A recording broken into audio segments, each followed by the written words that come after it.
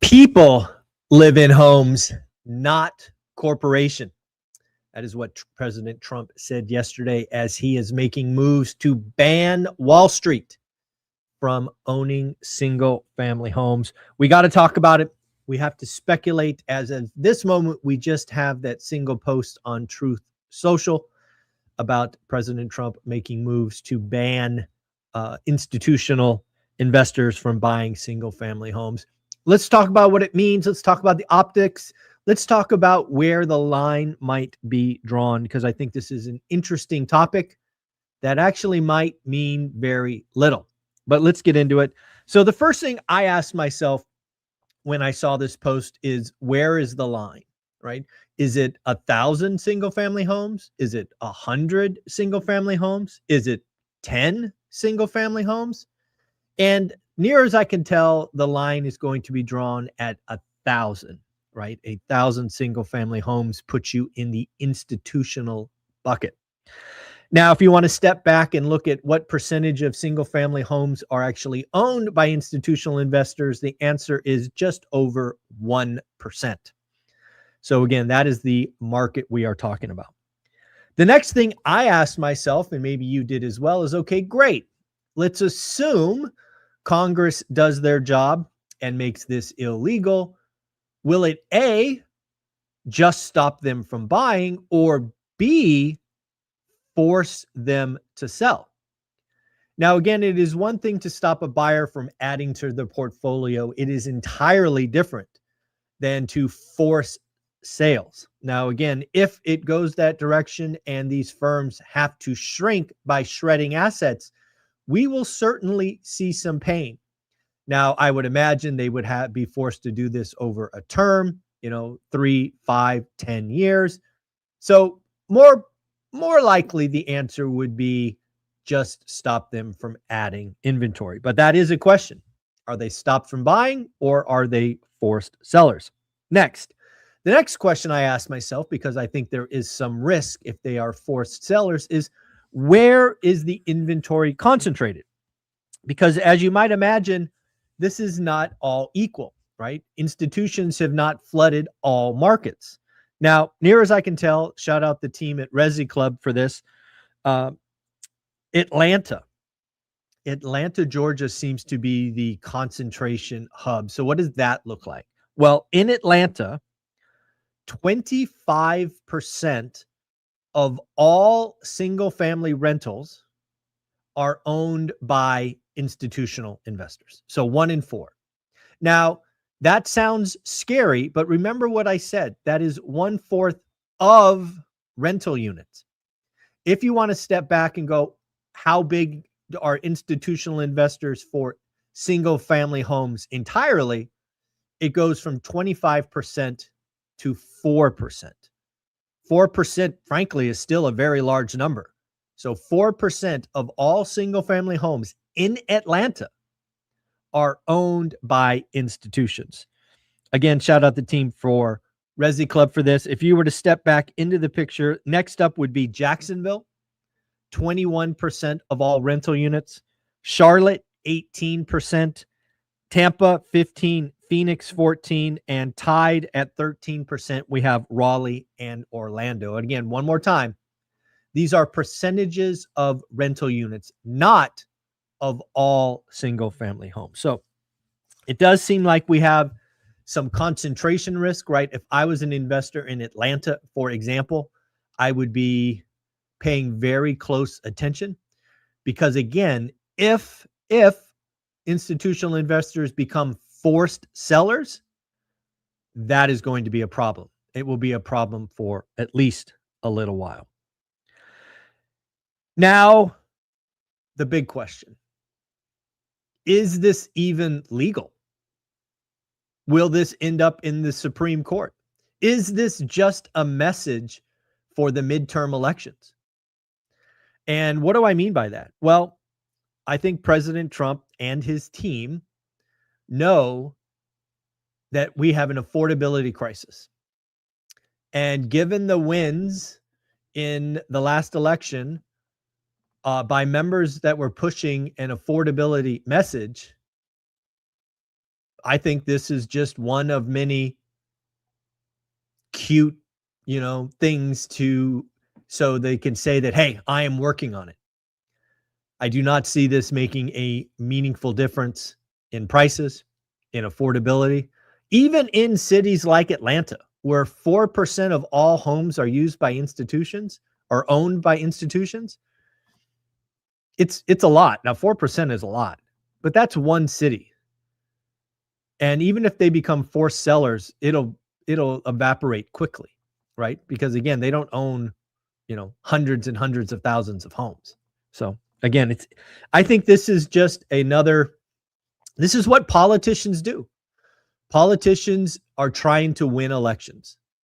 And I think President Trump knows he has an affordability problem, and he's trying to give, red meat to the folks out there. So again, I think it's frankly a genius strategic move, right? Just put it out there. We're banning Wall Street. We're for the little guy, blah, blah, blah. Just another politician doing politician things, in my opinion. So at the end of the day, there are a few cities we should probably look at and watch, but I think on a national level, it's 1%. It's 1% of the market. So there we go. I do think it is kind of interesting when you think about what the market reaction was. I don't know if you guys saw this, but Blackstone, not BlackRock. A lot of stupid memes out there talking about BlackRock. BlackRock doesn't own homes. It's Blackstone. And yes, they are two different companies. Blackstone owns about 57,000 homes, single-family homes, via a company called Tricon. So again, Blackstone owns a lot of single-family homes. Why is this important? Well, if you don't know, the CEO of Blackstone is a gentleman named Stephen Schwarzman. And if you go one level deeper, Stephen Schwarzman was one of the largest donors to President Trump's reelection. So that's interesting, at least in my opinion. President Trump came out and did something that directly hurts one of his largest donors, right? Blackstone stock took a huge hit yesterday. I think down like 10% or something. Like it was a big drop. I should have looked it up this morning. I'm sorry, I didn't. But again, I do think it's interesting when politicians actually do something that hurts one of their largest donors. I do want to let you know about something fun coming up today at 10:30 a.m. Pacific. 10:30 a.m. Pacific. I will be talking to Nick at Real Bricks Live. Yes, we will be going live on this channel, 10:30 Pacific. If you have questions about fractional real estate investing, you want to know what it's about, how it works, come on, ask some questions. Again, it's going to be live. It's going to be interactive. Nick and I did this one time last year, and he enjoyed it. So we're going to go live at 10:30 and see what kind of questions you have. We did get mortgage demand updates at the end of the year, and refis down 14% week on week, but up 133% year on year. Purchases were down 6% and up 10% year on year. So again, very, very cool. Looks like we're setting up a WhatsApp group. So let me just put this on the screen. It looks like for folks coming to the ORaaT event, Wealth Building Journey is going to be setting up a WhatsApp group.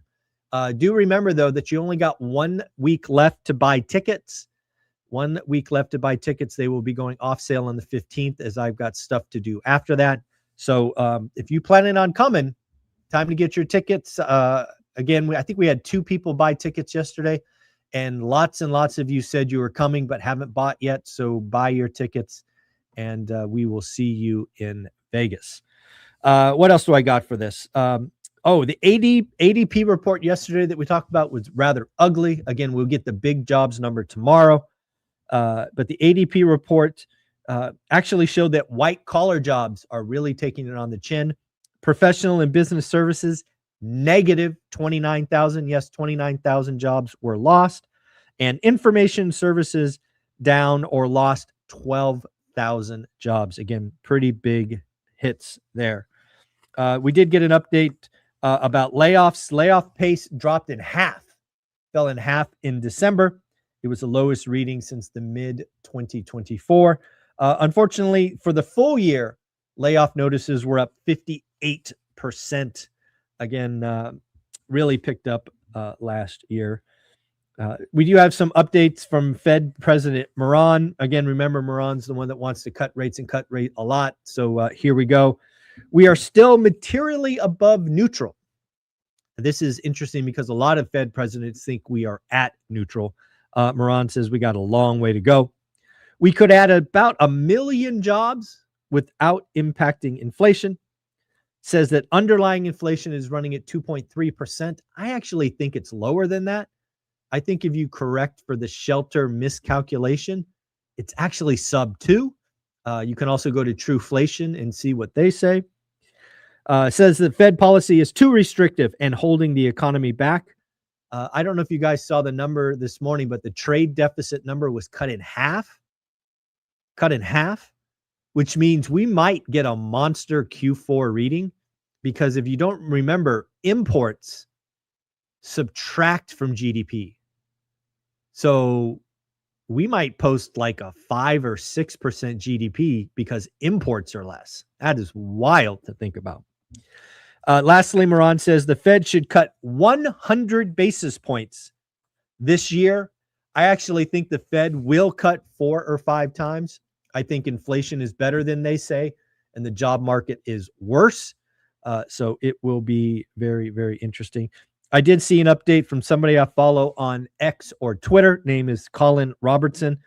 He's in the mortgage business. He said that another big bank goes into the fives, and he showed a picture of 599. Now, this is a 30-year fixed rate mortgage with 1 point and 20% down. But folks, it does look like rates are just, gliding lower, which is interesting. And again, folks, remember, you've only got 1 week left to buy tickets. Tickets will stop being sold on the 15th. There will be a link below in a minute in this video. You can go to Eventbrite. Don't forget to check out Steadily if you are a landlord or thinking about being a landlord. They can get you insurance. They help Olivia and I all the time. And of course, hope to see you inside school. It's where 500 plus folks are building wealth, helping each other, motivating each other, asking questions, and just being great people.